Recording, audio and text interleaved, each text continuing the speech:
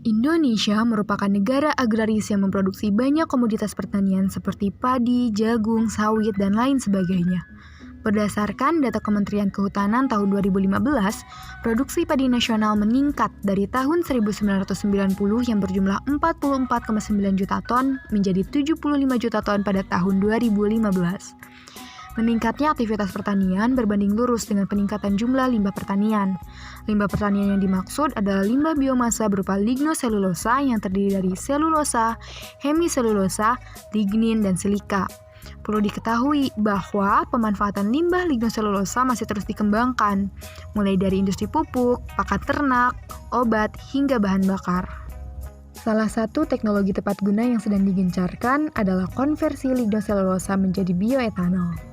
Beberapa dari kalian mungkin sudah tidak asing lagi dengan bioetanol. Bioetanol merupakan bahan bakar yang diperoleh melalui proses fermentasi gula dari sumber karbohidrat berupa selulosa menggunakan bantuan mikroba. Proses konversi lignoselulosa menjadi bioetanol terdiri dari beberapa proses, salah satunya sakarifikasi. Sakarifikasi adalah proses hidrolisis selulosa menjadi gula-gula sederhana untuk kemudian difermentasi dan menghasilkan bioetanol. Agen yang berperan penting pada proses ini adalah enzim selulase sebagai katalis proses sakarifikasi. Pada video kali ini akan dijelaskan mengenai produksi enzim selulase dari bakteri Serratia marcescens. Sebelum penjelasan lebih lanjut, mari kita berkenalan dengan enzim selulase. Mari kita kenalan. Halo semuanya, perkenalkan, kami geng atau tim selulase. Beranggotakan 3 orang, yaitu endoglukanase, eksoglukanase, dan beta-glukosidase. Kami merupakan enzim yang dapat menghidrolisis ikatan beta 1,4 glikosidik pada selulosa, selodekstrin, selebiosa, dan turunan selulosa lainnya hingga terurai menjadi glukosa. Di sini, kami bertiga akan bekerja sama untuk mengurai selulosa menjadi glukosa. Yang pertama, perkenalkan, aku, endoglukanase.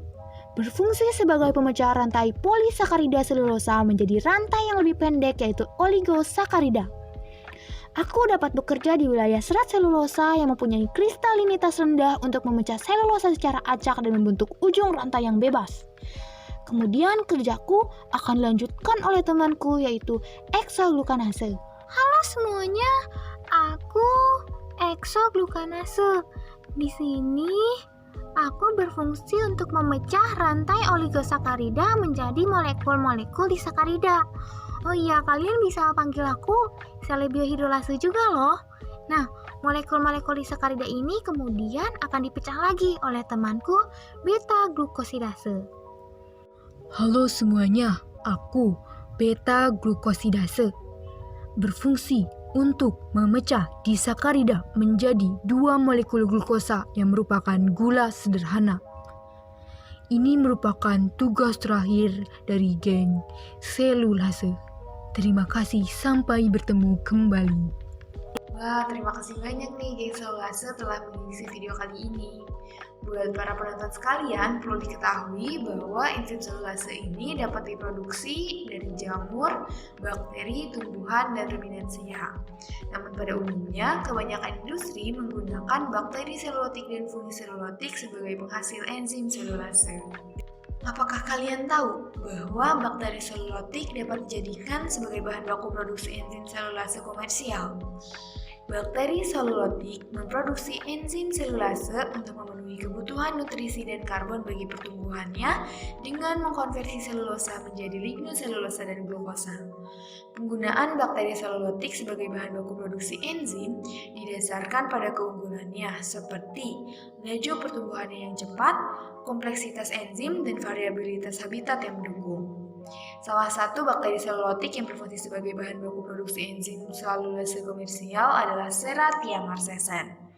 Serratia marcescens merupakan bakteri selulotik yang berasal dari famili Enterobacteriaceae hidup pada suhu 5-40 derajat Celcius dan pH 5-9. Juga bersifat fakultatif anaerob sehingga mampu bertahan hidup pada kondisi yang sangat ekstrem. Memiliki ciri fisik berbentuk basilus, memiliki flagel peritric yang digunakan sebagai alat gerak, ukuran koloni yang sangat kecil hingga 2 mm, dan berwarna merah karena menghasilkan pigmen merah yang merupakan metabolit sekunder berupa prodigiosin.